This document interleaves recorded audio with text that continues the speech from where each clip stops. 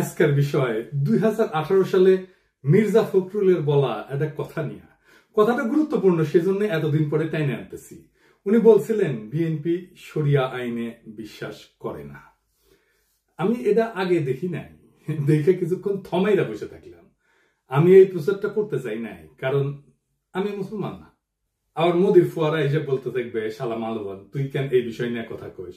তুই বাংলাদেশের মুসলমানদের মনকে বিষাক্ত করে দিতেছিস, তুই দেশকে অশান্ত বানায় রেখা ইন্ডিয়া লাভ করে দিতেছিস, তুই শালা রয় রেজেন। কিন্তু বাধ্য এক করতে হইল, কারণ বাংলাদেশের মানুষ এক মহাবিপদের সামনে পড়ছে। এই সমস্ত ভীরু কাপুরুষ ইন্ডিয়ার পশ্চিমের সামনে নত জানু রাজনৈতিক নেতা এবং দলের নেতাদের কারণে।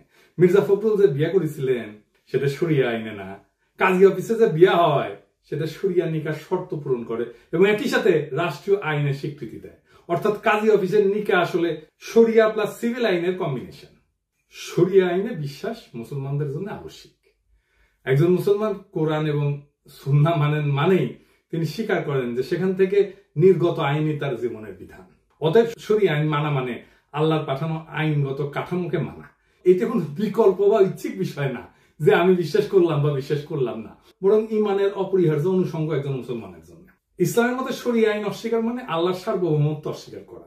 এখন কেমনি মির্জা ফখরুল বলে যে বিএনপি শরিয়া আইনে বিশ্বাস করে না।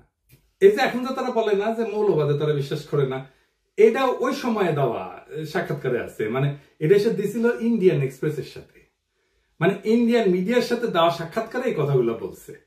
আপনি এই নিউজ দেখান যে কোনো ইসলামী আলেমকে, তিনি কইবেন মির্জা ফখরুল এইভাবে আল্লাহর আইনি কর্তৃত্বকে প্রত্যাখ্যান করছেন, কেন এটা তাওহীদের মৌলনীতির পরিপন্থী। শরিয়া আইন মুসলিম উম্মার আইডেন্টিটি এবং ঐক্যের কেন্দ্র। বাংলাদেশে এলিটদের মধ্যে এমন একটা অবস্থা হয়েছে না যে ইসলামের নাম আসলে ভয় কুকড়ায় যায়, যে মুসলমান হওয়াটা তার জন্য অপরাধ। পশ্চিমা রাষ্ট্র ব্যবস্থায় আইন হইল মানবীয় চুক্তির ফল, মানে সোশ্যাল কন্ট্রাক্ট। তাই সেটা পরিবর্তনশীল, ভগ্ন এবং বিভক্ত। কিন্তু মুসলমানদের একমাত্র নির্ভরযোগ্য আইন কাঠামো হইল শরিয়া আইন, যা কুরআন এবং সুন্নাহর সাথে সামঞ্জস্যপূর্ণ এবং উম্মাকে এক সূত্রে গাঁথে। তার মানে শরিয়া আইনকে অস্বীকার করা বা অবিশ্বাস করা মানে মুসলিম উম্মার ঐক্য, ইতিহাস, ন্যায় বিচার এবং বিশ্বাস কাঠামো সবকিছুতে আঘাত করা।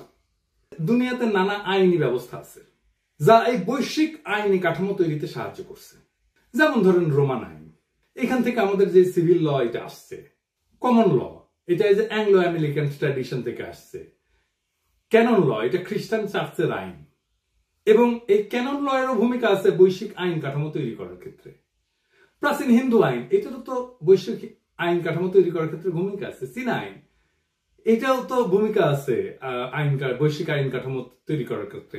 আন্তর্জাতিক আইন যেমন ইউএন হিউম্যান রাইটস বা জেনেভা কনভেনশন, এগুলো তো আইন।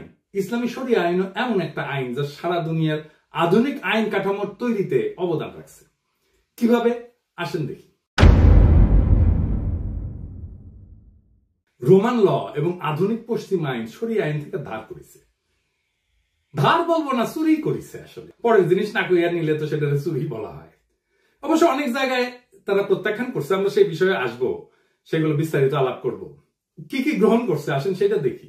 ইসলাম শরিয়া ওয়াকফ বা ধর্মীয় জনকল্যাণমূলক কাজে ব্যবহার করা হয় যে সম্পদ, ব্রিটিশরা ভারত শাসনের সময় এই ওয়াকফ ব্যবস্থার ধারণা গ্রহণ করে, তা থেকে ট্রাস্ট ল তৈরি করে। ট্রাস্ট ল, আজকে যে ট্রাস্ট ল দেখেন এটা আসলে ওয়াকফ থেকে তৈরি করা। আপনি যে ট্রাস্ট আইন দেখেন এটা শরিয়া আইনের কপি পেস্ট। ব্রিটিশরা ভারত শাসনের সময় এই ওয়াকফ আইন বিশ্লেষণ করে। মূলত এটা স্যার উইলিয়াম জোন্স এবং হেনরি মাইন ওয়াকফের ধারণা থেকে ট্রাস্ট ল গড়ে তোলে। ট্রাস্টি এবং বেনিফিশিয়ারি সম্পর্ক অনেকটা ওয়াকফের কপি পেস্ট। বিশেষ করে চ্যারিটেবল ট্রাস্টের পারপিচুয়াল এন্ডাওমেন্ট ধারণা এটা ওয়াকফ থেকে নেওয়া হয়েছে। পারপিচুয়াল এন্ডাওমেন্ট এটার মানে কি জানেন না? আসেন এটা বুঝে দেখি। এটা হচ্ছে স্থায়ী তহবিল, মানে হলো একটা তহবিল বা ফান্ড যেটা কখনো শেষ হবে না। ধরেন আপনি একটা বড় অঙ্কের টাকা কোনো বিশ্ববিদ্যালয়, হাসপাতাল বা কোনো সংগঠনকে, প্রতিষ্ঠানকে দিলেন, কিন্তু শর্ত হইলো যে এই টাকা মূলধন হিসেবে সুরক্ষিত থাকবে, আপনি হাত দিতে পারবেন না, খরচ করা যাবে না। শুধু এই টাকা থেকে যে আয় হবে সেটা দিয়ে বিশ্ববিদ্যালয় হোক, হাসপাতাল হোক, প্রতিষ্ঠান হোক, এটা খরচ চালাবে। এরকম প্রচুর প্রতিষ্ঠান আছে। এইভাবে মূলধন কখনো শেষ হয় না, শুধু আয়ের অংশ ব্যবহার করা হয়। ফলে ওই প্রতিষ্ঠান চিরকাল, এটাকে পারপিচুয়ালি বলা হচ্ছে, চিরকাল এই তহবিল থেকে উপকৃত হইতে পারে। এটা এক ধরনের চিরস্থায়ী সম্পদ, যা দিয়ে কোনো প্রতিষ্ঠান প্রজন্মের পর প্রজন্ম ধরে লাভবান হয়। বাংলাদেশের সরকারের স্থায়ী তহবিল দিয়ে প্রতিষ্ঠান চালায় কিন্তু, যেমন বিআইডিএস। তো মির্জা ফখরুল কি ওই টাকা ফেরত চাইবেন যে এই টাকা তো ফেরত দাও? এটা তো শরিয়া আইনের মতো একটা ব্যবস্থা থেকে আসছে এই ফান্ড। তারপরে ধরেন শরিয়া আইনের কর্জে হাসানা, এটা তো সরাসরি শরিয়া আইন, ইসলামী ফিকা থেকে উদ্ভূত। কোরআনে কর্জে হাসানার কথা আসছে সূরা আল বাকারায়। শুধু তাই না, সূরা আল হাদিদেও আসছে। এর অর্থ হইল আল্লাহকে উত্তম ঋণ দেওয়া, মানে কারো উপকারে সুদমুক্ত ঋণ দেওয়া, যা পরে ফেরত না হবে, কিন্তু কোনো সুদ বা মুনাফা নেওয়া যাবে না। ইসলামে এটা একটা সাদকা জারিয়া বা অবিরাম সওয়াবের কাজ হিসেবে ধরা হয়। আধুনিক পশ্চিম আইনে কিন্তু এটা গ্রহণ করছে, যেমন মাইক্রোফিন্যান্স, জিরো ইন্টারেস্ট লোন। এমনকি কিছু খ্রিস্টান চার্চ, ইহুদি কমিউনিটি, নন প্রফিট প্রতিষ্ঠান interest free community loan fund চালায়। আপনি জিরো ইন্টারেস্ট লোন বলতে পারবেন, কিন্তু যেই আইডিয়া থেকে এই জিরো ইন্টারেস্ট লোন আসলো, সেই শরিয়া আইনের কথা বললে স্যাট করে উঠবেন। শরিয়াতে আমানা বা বিশ্বাস ভিত্তিক সম্পদ রক্ষা একটা বড় দায়িত্ব। এটা একটা খুবই মৌলিক কনসেপ্ট শরিয়া আইনের। মানে এই বিশ্বাস, এইটা রক্ষা করাটা এটা দায়িত্ব, কিন্তু এটা অপরাধ না। কিন্তু রক্ষা না করলে, লঙ্ঘন করলে ক্ষতিপূরণ দিতে হয়। এটা ক্রিমিনাল অফেন্স না, ক্ষতিপূরণ দিতে হয়। পশ্চিমে এটা প্রতিফলন আছে ইকুইটি ল বা ল অফ ট্রাস্টে। এই ল অফ ট্রাস্টের ধারণাটা এই বিশ্বাস ভিত্তিক দায়িত্ব থেকে উদ্ভূত। ট্রাস্টিদের উপরে আস্থা রক্ষার আইনি বাধ্যবাধকতা প্রতিষ্ঠিত হয়, এটা আসছে শরিয়া থেকে, এবং এটা ভাঙলে তাকে ক্ষতিপূরণ দিতে হবে। তারপরে ধরেন মিরাস আইন, যেটাকে স্ট্রাকচার ইনহেরিটেন্স বলা হয়, যেটা নিয়ে সেকুলারদের প্রচুর চুলকানি।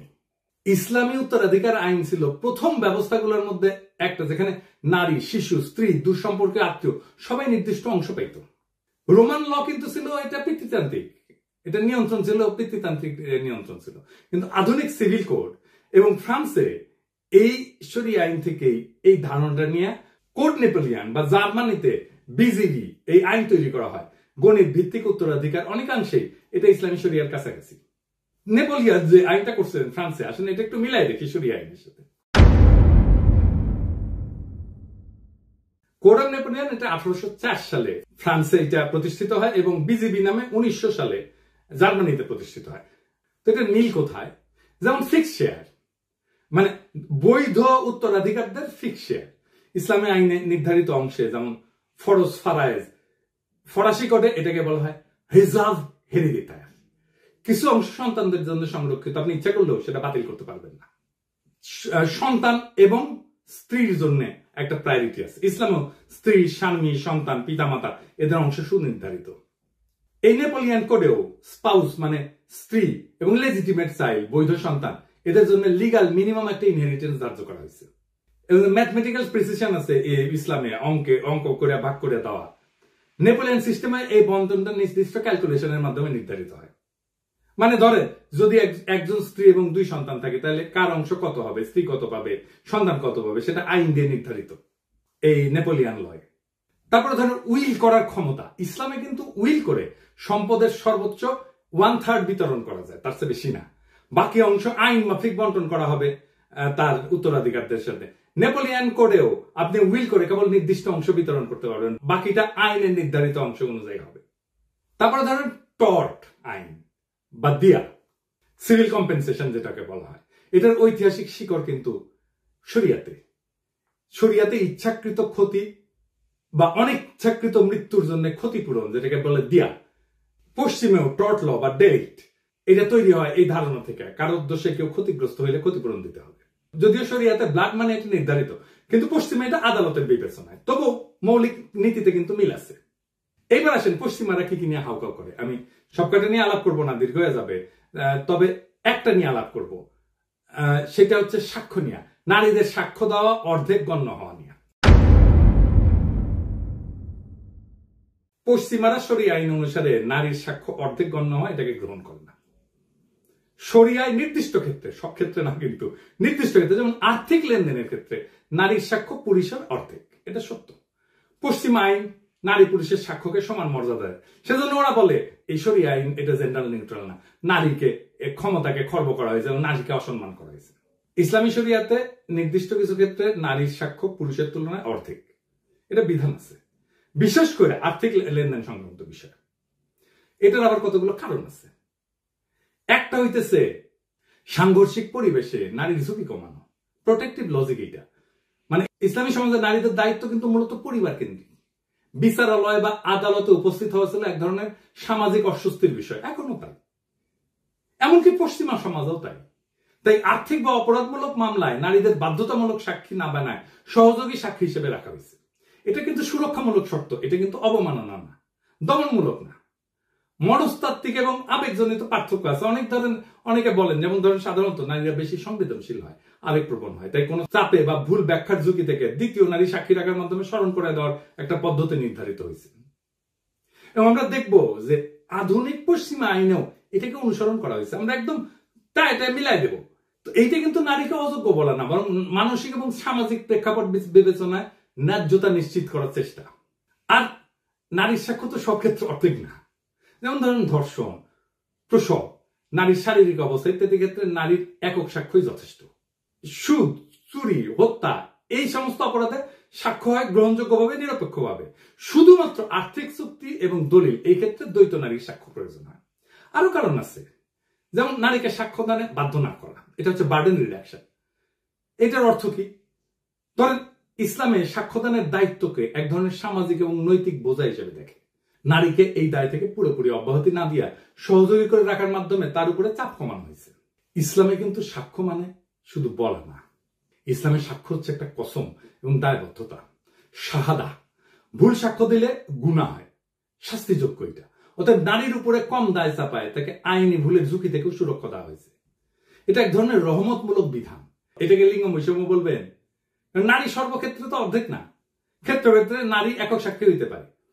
এটা নারীর অযোগ্যতা প্রমাণ করে না, নারীর জন্য আলাদা সামাজিক ভূমিকা এবং দায় বিবেচনা কইরা এটা নির্ধারিত করা হয়। এটা আধুনিক মানবাধিকার পরিপন্থীও না, বরং ইসলামে কিন্তু সমতা না, ইসলামে বলা হয় জাস্টিস, ন্যায় বিচার, ইনসাফ। তাই সবাইকে সমান বলা না, উপযুক্ত দায়িত্ব দেওয়াটাই উদ্দেশ্য। আসেন আরেকটু বুঝে দেখি ইসলামের ধারণার আরেকটু গভীর দর্শন নিয়ে আলাপ করি। ইসলামের ন্যায় বিচার মানে সবার সাথে একরকম আচরণ না, বরং যার যা দায়িত্ব তার জন্য সেই অনুযায়ী বিধান। তাই সাক্ষ্য দেওয়ার দায়িত্ব প্রেক্ষাপট ভিত্তিক ভাবে নির্ধারিত।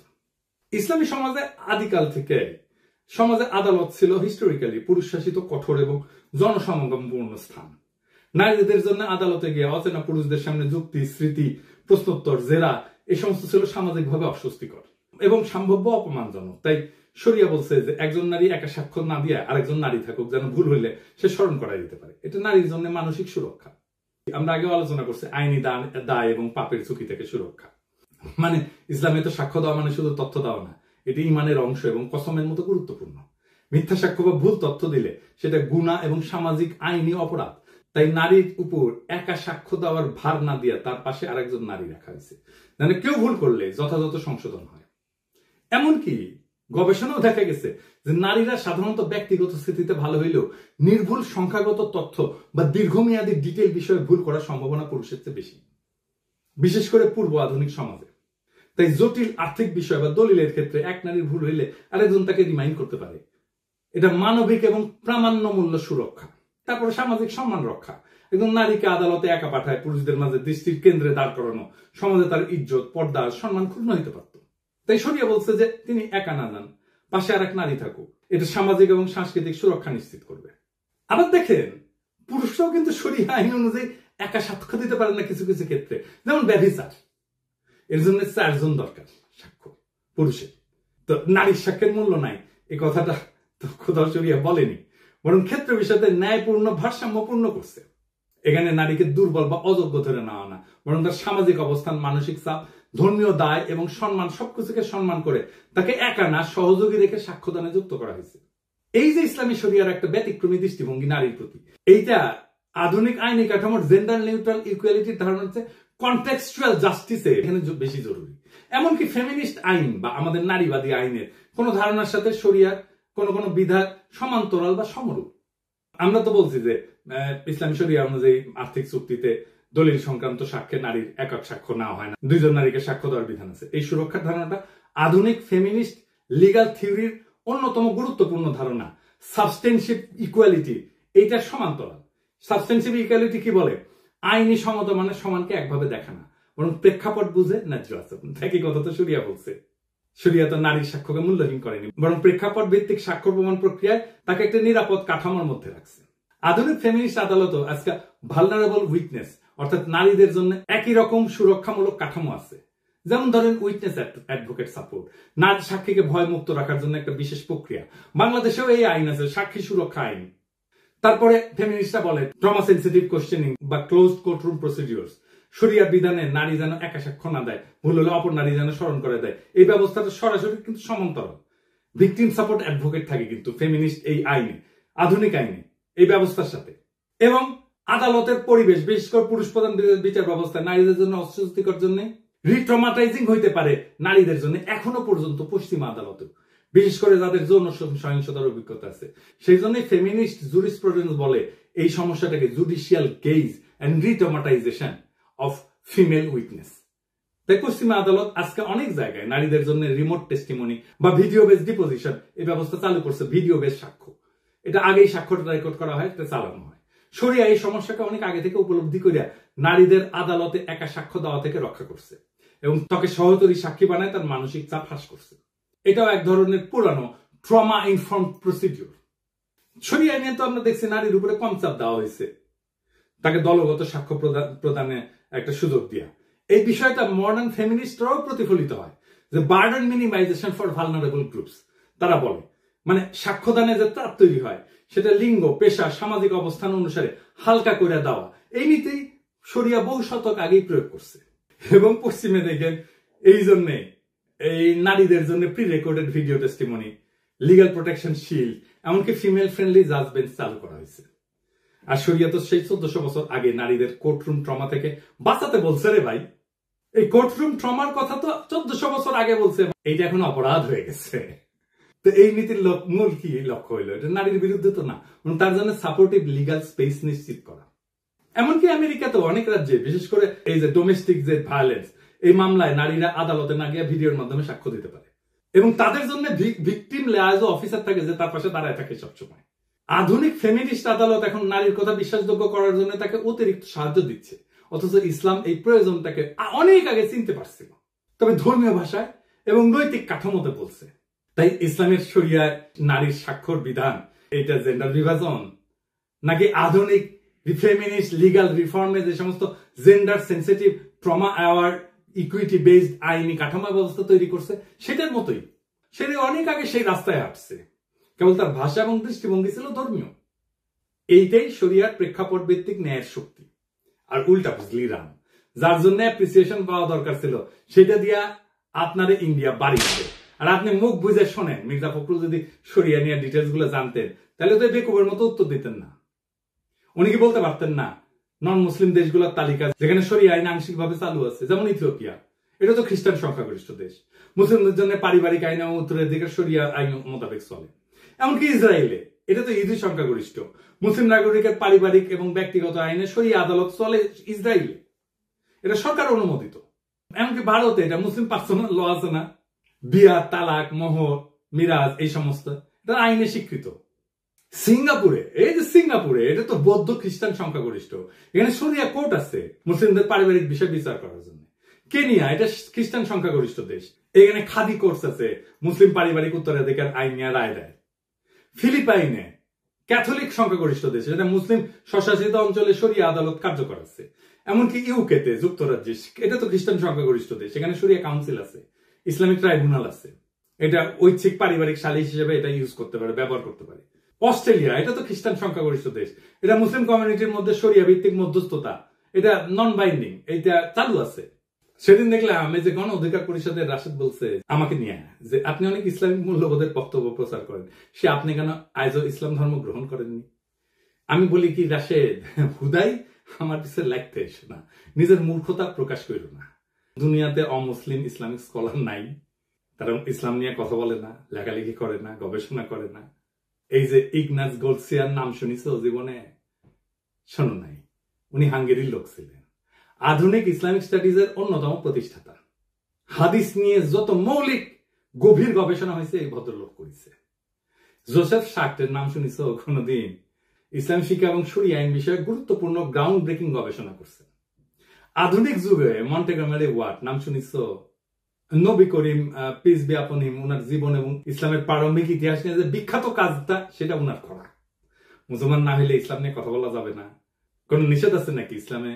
তো তুমি তো মুসলমান, মির্জা ফখরুল মুসলমান, অন্তত নামে মুসলমান, তো পারো না কেন এমন একটা ব্যাখ্যা দিতে এতদিনেও সরিয়া নিয়া? পারো না জন্যই তো আমারে কইতে হয়। শুধু পারো না তা না, ওরা যা চায়, ইন্ডিয়া যা চায় সেটা কইয়া আসো।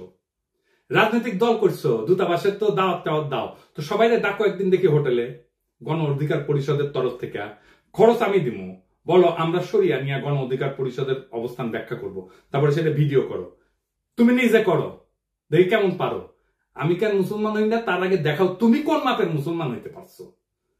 এটা একটা মুসলমান প্রধান দেশের রাজনৈতিক দলের নেতা হিসেবে তুমি কতটা যোগ্য সেটা প্রমাণ দাও আগে। তোমার মুসলমানদের ধর্মীয় আত্মপরিচয় রক্ষার, সাংস্কৃতিক পরিচয় রক্ষার পর্যাপ্ত ইসলামী জ্ঞান আছে কিনা তার পরীক্ষা দাও আগে দেখি। আমি তো চুপ হয়ে চাইতেই পারি যে কোনো সময়, কিন্তু দেখি তোমার হ্যাডম কেমন, তোমাদের হ্যাডম কেমন। দেখতেছি তো হ্যাডম। বাংলাদেশে 82% মানুষ সরিয়া আইন চায়, জানো এটা? এটা 2015 সালের কথা। কেন চায়? তারা মুসলমান তাই চায় না, তারা এই জন্য চায় যে সমাজে ইনসাফ লাগে, তাছাড়া রাষ্ট্র চলে না, রাষ্ট্র টিকে না। তোমরা তো তোমাদের বালসালের আদালত, আইন, রাষ্ট্র এটা প্রতিষ্ঠা করতে পারো নাই, ইনসাফ প্রতিষ্ঠা করতে পারো নাই সমাজে, তাই মানুষ খোদার দরবারে ফরিয়াদ জানায়। একজন মুসলমান যখন বলে আমি শরিয়া আইনে বিশ্বাস করি না, সে তো আসলে শুধু একটা আইন, একটা ঐতিহ্য, একটা বিশ্বাস, একটা সভ্যতা এবং একটা আত্মপরিচয়কে অস্বীকার করে। এই অস্বীকার শুধু ব্যক্তিগত মত না, বরং তা মুসলিম উম্মার অন্তর্নিহিত ঐক্যের ভিত কাঁপায় দেয়। মির্জা ফখরুল হয়তো ইন্ডিয়ার সাথে কৌশল করতে চাইছে, হয়তো তিনি ভাবছেন ভারত বা পশ্চিমের মনোভাব তুষ্ট করলে রাজনীতির সুবিধা পাওয়া যাবে, কিন্তু তিনি ভুলে গেছে নিজের ভিত্তি কাটলে কৌশল কিছু করতে পারে না, থাকে শুধু পতনের গর্ত। আজকে বাংলাদেশের কেউ শরিয়ার নাম নিলে তাকে মৌলবাদী বলা হয়, পশ্চাৎপদ বলা হয়, কিংবা লিবারেল দুনিয়ার শত্রু বলা হয়। অথচ আন্তর্জাতিক আদালত থেকে শুরু করে আধুনিক ফেমিনিস্ট আইনের ভিত পর্যন্ত বহু প্রভাব আজ ইসলামী শরিয়ার চিন্তা থেকে আসছে। কাজেই প্রশ্ন একটাই, আপনি শরিয়ার শত্রু নাকি অজ্ঞ? আপনি আত্মপরিচয়ের পক্ষে নাকি রাজনৈতিক গোলামীর খাঁচায় বন্দী? আপনি কাদের প্রতিনিধি, আপনার ধর্মীয় সংস্কৃতির নাকি আপনার প্রতিপক্ষের? শরিয়া মানে কেবল শাস্তি না কিন্তু, বরং তা একটা অন্তর্নিহিত ন্যায়ের ভাষা। আর এই ভাষা অস্বীকার করা মানে কেবল ধর্ম না, নিজেকে, নিজের সংস্কৃতিকে, সেটাকে অস্বীকার করা। যার ধর্ম তুমি ধারণ করো তার বিধানকে অপমান কইরা তুমি কাকে সন্তুষ্ট করবা, আর কাদের কাছে নিজেকে বিকায় দিতেছ? এই প্রশ্ন ফুরাবে না যতদিন পর্যন্ত একজন নেতা দাঁড়ায় বলবে আমরা শরিয়াতে বিশ্বাস করি না। বাংলাদেশকে তার সংস্কৃতি, তার ধর্মের উপরেই দাঁড়াইতে হবে, সেটাই বাংলাদেশের নিয়তি, এবং সেইটাই বাংলাদেশের স্বাধীনতা, সার্বভৌমত্ব, আঞ্চলিক অখণ্ডতা এবং মানব সত্তার মর্যাদা রক্ষা করবে। ইনকিলাব জিন্দাবাদ।